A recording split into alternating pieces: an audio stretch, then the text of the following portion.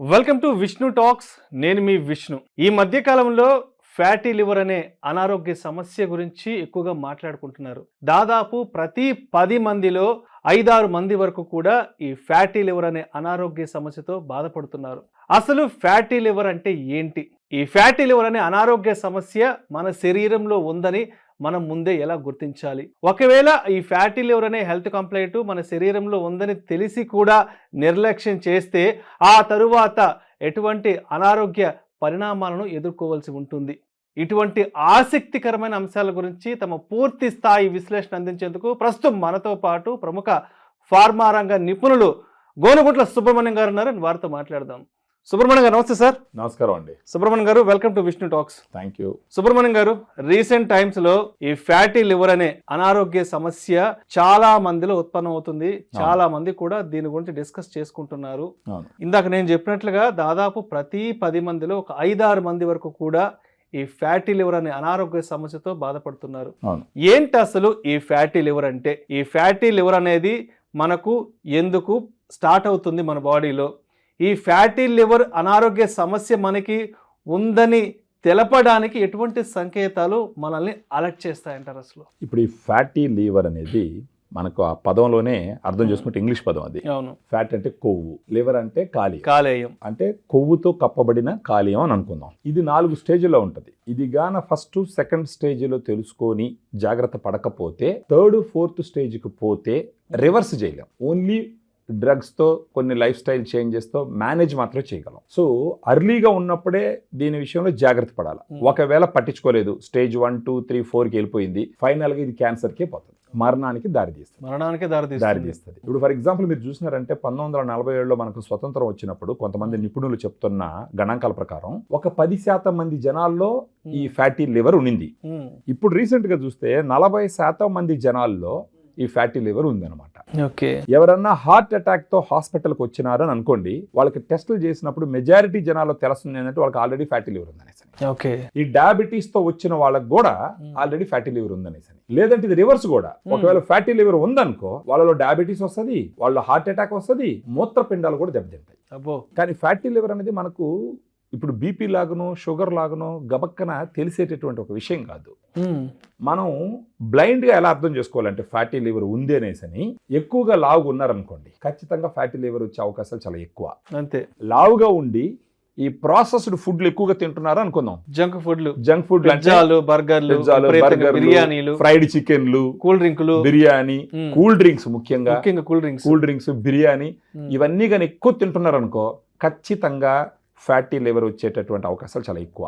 ఇంకొకటి, కనీసం రోజుకి 1.5 గంట ఎక్సర్సైజ్ చేయకపోయినా కూడా ఈ ఫ్యాటీ లివర్ వచ్చే అవకాశం చాలా ఎక్కువ అనమాట. ఈ ఫ్యాటీ లివర్ వచ్చింది అని ఎలా తెలుస్తుంది అంటే మనకి ఇక్కడ కుడి పక్కన ఉంది కదా, ఈ కుడి పక్కన ఈ రిబ్స్ ఉన్నాయి కదా, రిబ్స్ కింద అప్పుడప్పుడు నొప్పి వస్తుంది. ఆ నొప్పి వచ్చిందంటే లివర్ కి ఏదో దెబ్బ కొట్టిందని మనం లోపల ఏదో తేడా కొడుతుందని మనం అర్థం చేసుకోవాలి, అలర్ట్ అవ్వాలి. అవును.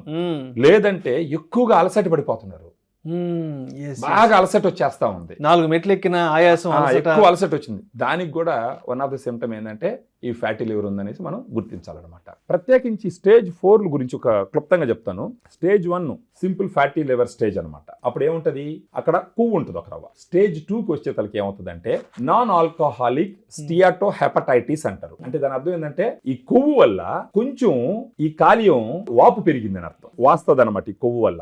3వ స్టేజ్ ఏమంటారంటే ఫైబ్రోసిస్ అంటారు. ఫైబ్రోసిస్ అంటే ఏంటంటే ఈ వాపు ఎక్కువైపోయి చాలా రోజులు ఈ వాపు ఉండి లివర్ వాయడంతో పాటు కాలియం వాయడంతో పాటు దాని చుట్టుపక్కల ఉన్న రక్తనాళాలు కూడా వాసిపోతాయి అనమాట. ఫైబ్రోసిస్ స్టేజ్కి వెళ్ళిందంటే రివర్స్ చేయడం కష్టం. ఓన్లీ మేనేజే చేయగలరు, కొన్ని లైఫ్ స్టైల్ చేంజెస్ తో, కొన్ని డ్రగ్స్ తో మేనేజే చేయగలరు. ఇంకా ఫైనల్ స్టేజ్ లివర్ సిరోసిస్. ఆ సిరోసిస్కి వెళ్ళిపోయిందంటే కాలియం మొత్తం ముద్దలాగా తయారైపోతుంది. వాపు వచ్చేసి ఆ కణజాలం అంతా పగిలిపోయి ముద్దలాగా తయారవుతుంది. దాని ఫైనల్ స్టేజ్ అంటారు. ఇంకా ఫైనల్ గా క్యాన్సరే. ప్రత్యేకించి 50 సంవత్సరాల వయసు దాటి ఒకవేళ ఊబకాయం ఉండి అలసట ఎక్కువ వస్తుంది, అప్పుడప్పుడు కుడి పక్కన ఈ రిబ్స్ కింద నొప్పి వస్తుందంటే ఖచ్చితంగా ఫ్యాటీ లివర్ ఉందని చెప్పేసి గుర్తించాలి. సో ఇప్పుడు మీరు ఒక 4 స్టేజెస్ చెప్పారు కదా. అవును. ఇప్పుడు ఈ 1వ స్టేజ్ నుంచి ఈ 4వ స్టేజ్ వరకు, అంటే క్యాన్సర్ ముదిరి పాకాన పడే వరకు ఎంత సమయం పట్టొచ్చు అంటారు? ఎంత టైం తీసుకోవచ్చు ఈ 4 స్టేజ్లు రీచ్ అవ్వడానికి? సైలెంట్గా ఉంటుంది. అది 5 సంవత్సరాలు పట్టొచ్చు, 10 సంవత్సరాలు కూడా పట్టొచ్చు. ఓకే. మనం చేయాల్సింది ఏంటంటే సింపుల్ ఒక్కటి గుర్తుంచుకోవాలి. మన ఊబకాయంగా ఉన్నాం అనుకోండి, ఒబేసిటీగా ఉన్నాము అని అనుకోండి, సంవత్సరానికి ఒకసారన్నా సరే లివర్ ఫంక్షన్ టెస్ట్ చేయించుకోవాలి. ఇప్పుడు మామూలుగా ఫ్యాటీ లివర్ టెస్టులు చేసుకోవడానికి ఒక కాస్ట్లీ, కానీ మనకు హైదరాబాద్ నగరంలో ఒక ప్రముఖ హాస్పిటల్లో గ్యాస్ట్రోఎంట్రాలజీకి సంబంధించి వాళ్ళు ఆర్టిఫిషియల్ ఇంటెలిజెన్స్ ను వాడుతున్నారు. అది ఎలా వాడతారంటే సింపుల్ వచ్చేసి కంప్లీట్ బ్లడ్ కౌంట్ టెస్ట్ ఒకటి చేస్తారు, దాంతో పాటు లివర్ ఫంక్షన్ టెస్ట్ చేస్తారు, తర్వాత లిపిడ్ ప్రొఫైల్ చేస్తారు, దాంతో పాటు ఈ లిపిడ్ ప్రొఫైల్ ఈ 4-5 టెస్టులు చేస్తారు. చేసి ఆ డేటాని ఆర్టిఫిషియల్ ఇంటెలిజెన్స్ కి ఇస్తారనమాట. ఓకే. అది ప్రిడిక్ట్ చేసి చెప్తుంది వీళ్ళకి లివర్ కొవ్వుతో ఉందని చెప్పేసి. Fatty liver, non alcoholic fatty liver అంటారు. అంటే ఆల్కహాల్ తాగడం వల్ల కొవ్వు వచ్చేది వేరు, ఇది ఆల్కహాల్ తాగకుండానే కొవ్వు వస్తుంది అనమాట కాలేయంలో. సో సంవత్సరానికి ఒకసారైనా సరే టెస్ట్ చేయించుకోవడం మంచిది. ఓకే. లేదు అంటే ఒకవేళ ఇప్పుడు డయాబెటీస్ ఉంది, ఖచ్చితంగా మీరు లివర్ ఫంక్షన్ టెస్ట్ అప్పుడప్పుడు చేయించుకుంటారా, ఫ్యాటీ లివర్ సంబంధించి టెస్ట్ చేయించుకుంటూ ఉండాలా. లేదు కార్డియాక్ ఇష్యూస్ ఉన్నాయి, వాళ్ళు కూడా చేయించుకోవాలా. సార్, జంక్ ఫుడ్ విషయానికి వస్తే ఈ కామర్స్ వెబ్సైట్స్, యాప్స్ వచ్చాక చాలా మంది అసలు ఇంట్లో 2 పూటల 3 పూటల వంట వండుకోవడం మానేశారు. కరెక్ట్. అప్పుడప్పుడు ఈ స్విగ్గీలు, జొమాటోలు కొన్ని రిపోర్ట్స్ ఇస్తుంటాయి. అంటే 1 నెల వ్యవధిలో ఎక్కువగా ఏ కస్టమర్ నుంచి ఎటువంటి ఆర్డర్స్ వచ్చాయి, ఎన్ని బిర్యానీలు వచ్చాయి. జనాలు అసలు ఇంట్లో వండుకొని తినడం అనే కాన్సెప్ట్ పూర్తిగా వదిలేశారు. అదొక ఓల్డ్ ఫ్యాషన్ అయిపోయింది. ఈ ఆన్లైన్ ఫుడ్లు, ఈ ప్రాసెస్డ్ ఫుడ్లు స్టైల్ అని అనుకుంటారు కానీ వాళ్ళు, కానీ ఎక్కడ లేని ఇలాంటి ఫ్యాటీ లివర్ డిసీజ్ని తీసుకొచ్చి పెడుతున్నాయన్న విషయం మనం అందరం విస్మరిస్తున్నాం యాక్చువల్గా. అది ఈవెన్ స్కూల్ చిల్డ్రన్స్లో కూడా, పిల్లల్లో కూడా, స్కూల్కి పోయే పిల్లల్లో కూడా ఇంచుమించు 40% పిల్లల్లో ఫ్యాటీ లివర్ ఆల్రెడీ ఉంది. ఈ వయసులోనే వాళ్ళకి ఫ్యాటీ లివర్ ఉంటే రేపు పెద్ద అయిన తర్వాత వాళ్ళ పరిస్థితి ఏంటి? సో ఇదంతా ప్రతి ఒక్కరు గమనించాలి యాక్చువల్గా. బిర్యానీ తినే ముందు చేతిలో కూల్ డ్రింక్ సీసా లేకపోతే తాగరు, తినరు. ఇంకొంతమంది ఏం చేస్తారంటే బిర్యానీ తిని చెయ్యి కడిగిన వెంటనే ఏ కాఫీయో టీయో కొంతమంది తాగుతారు. అవును. ఈ కాఫీ టీ తాగిన తర్వాత మళ్ళీ ఇంకోటి ఏదో కూల్ డ్రింక్ తాగుతారు, ఇంకేదో పాన్ మసాలా గుట్కా ఏదో నవ్వుతారు. అంటే అసలు ఆ లోపల ఉన్న జీర్ణ వ్యవస్థ పరిస్థితి ఏంటని ఎవరు ఆలోచించట్లేదు. ఒక ప్రముఖ గ్యాస్ట్రోఎంట్రాలజిస్ట్, దేశంలోని గొప్ప పేరున్న ఆయన దీన్ని తగ్గించుకోవడానికి, దీని బారిన పడకుండా ఉండడానికి కొన్ని జాగ్రత్తలు చెప్పినాడు ఆయన. ఈ సందర్భంలో మనం మాట్లాడుకోవాలి. తప్పనిసరిగా. ఎందుకంటే వాళ్ళు వచ్చేసి జన్యువులకి సంబంధించి టెస్ట్ ఒకటి చేస్తారు. ఓకే. మన ప్రతి ఒక్కరికి ఒక జన్యు క్రమం ఉంటుంది. ఆ జన్యు క్రమం అనేది జీవితాంతం మారదు. అది ఆ జన్యు క్రమాన్ని ఆధారంగా చేసుకొని ఒక ప్రిడిక్షన్, అంటే కాబోయే 10 సంవత్సరాల్లో నీకు డయాబెటీస్ వస్తుందా, ఫ్యాటీ లివర్ వస్తుందా, క్యాన్సర్ వస్తుందా ప్రిడిక్ట్ చేస్తారనమాట. అది ఒక 5,000 రూపాయలు ఎంత అవుతుందంట. అది అలాంటి టెస్టులు చేసుకోమని ఎంకరేజ్ చేస్తున్నారు. తర్వాత వైద్య రంగంలో జరుగుతున్న విప్లవాత్మక మార్పుల గురించి కూడా చెప్పాను అనమాట. రాబోయే రోజుల్లో ఎలాంటి మార్పులు వస్తాయి, ప్రజలకు ఇది మేలు చేసేది అది. వాటిల్లో చెప్తూ ఒక కొత్త రకమైన థెరపీ గురించి చెప్పినాడు ఆయన. ఏంటంటే మలం క్యాప్సూల్, మలంతో మందు అనమాట. దాన్ని క్రాప్స్యూల్స్ అంటారంట. క్రాప్స్యూల్స్ అనేసి. అంటే రీసెర్చ్ జరుగుతుంది, మంచి ఫలితాలు వచ్చినాయి. తొందరలో అంటే అది ఆల్రెడీ వాడడం మొదలుపెట్టినారు కొంతమందిలో. అమెరికాలోను, ఇండియాలో వచ్చి ఓన్లీ హైదరాబాద్లోని ఈ ఇన్స్టిట్యూట్లోనే జరుగుతుంది. అది ఇంకెక్కడ జరగట్లేదు. ఇప్పుడు ఫర్ ఎగ్జాంపుల్ లావుగా ఉన్నారనుకో, ఏం చేసినా లావు తగ్గట్లేదు. సన్నగా ఉండరనుకో, వాళ్ళ మలం నుంచి క్యాప్సూల్ తయారు చేస్తారు. మలంతో కూడా క్యాప్సూల్, మలం నుంచి అంటే క్యాప్సూల్ గా ఇస్తే కాదని చెప్పేసి దాన్ని పౌడర్ గా మారుస్తారనమాట. దాన్ని పౌడర్ గా మార్చి లావుగా ఉండే వాళ్ళకి దీన్ని ఇస్తారు. అంటే ఇంటానికి కొంచెం ఎబ్బెట్టుగా ఉంటదే కానీ దీనివల్ల చాలా మంచి ఫలితాలు వస్తున్నాయి. ఆ మలం నుంచి కొంత బ్యాక్టీరియాని వాటిని సపరేట్ చేసి దాన్ని పౌడర్ గా మార్చి లావుగా ఉండే వాళ్ళకి ఇస్తారనమాట 1 సంవత్సరం పాటు. అప్పుడు ఈ లావుగా ఉన్న వాళ్ళు సన్నగా తయారవుతారు. అమెరికాలో ఇంకొక పరిశోధన చేసినారు. అల్సరేటివ్ కొలైటిస్ ఉన్నటువంటి ఒక వ్యక్తికి, ఆరోగ్యకరమైనటువంటి ఒక వ్యక్తి మలం నుంచి క్యాప్సూల్ అంటే పౌడర్ లాగా తయారు చేసి ఈ అల్సరేటివ్ కొలైటిస్ ఉన్న వాళ్ళకి ఇస్తే అల్సరేటివ్ కొలైటిస్ పోయింది.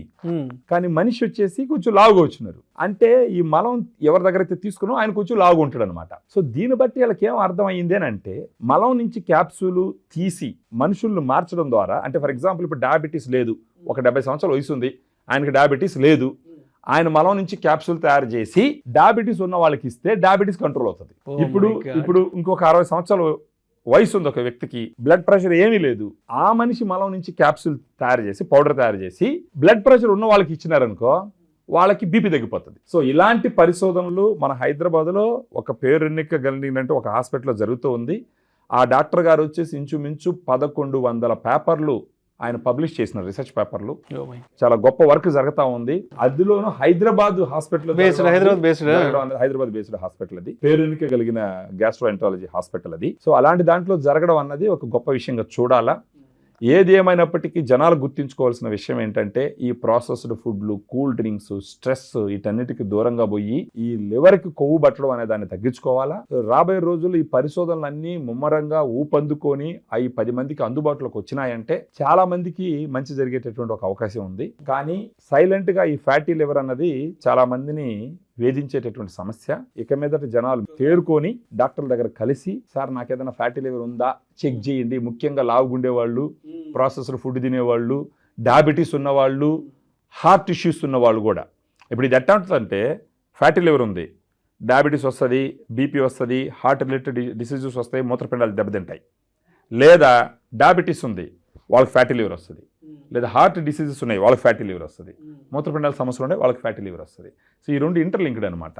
చివరిగా మీరు చెప్పారు కదా మలంతో క్యాప్సూల్ అంటే ఇప్పటివరకు క్యాప్సూల్స్ మందులు అనేవి వివిధ రకాల మొక్కల నుంచో, వివిధ రకాల కాయగూరల నుంచో, పండ్ల నుంచో, చేపల నుంచో, లేదంటే వివిధ రకాల జంతువుల నుంచి ఇప్పటి వరకు మనం క్యాప్సూల్స్ కానీ మెడిసిన్స్ కానీ తయారు విన్నాం. బట్ మలం నుంచి కూడా ఒక ఉపయోగకరమైన బ్యాక్టీరియాని సేకరించి ఆ బ్యాక్టీరియా, ఇప్పుడు మీ కడుపులో ఉన్న బ్యాక్టీరియా అదే సేమ్ బ్యాక్టీరియా నా కడుపులో ఉండదు. అంటే అది ఒక్కొక్కర శరీరంలో ఒక్కో రకంగా ఉంటుంది బ్యాక్టీరియా. అంటే ప్రోబయాటిక్స్ అంటాం మనం. అంటే బ్యాక్టీరియా మన శరీరంలో ఎట్లుంటుంది అంటే ఒక 15% బ్యాడ్ బ్యాక్టీరియా, 85% గుడ్ బ్యాక్టీరియా ఉంటుంది.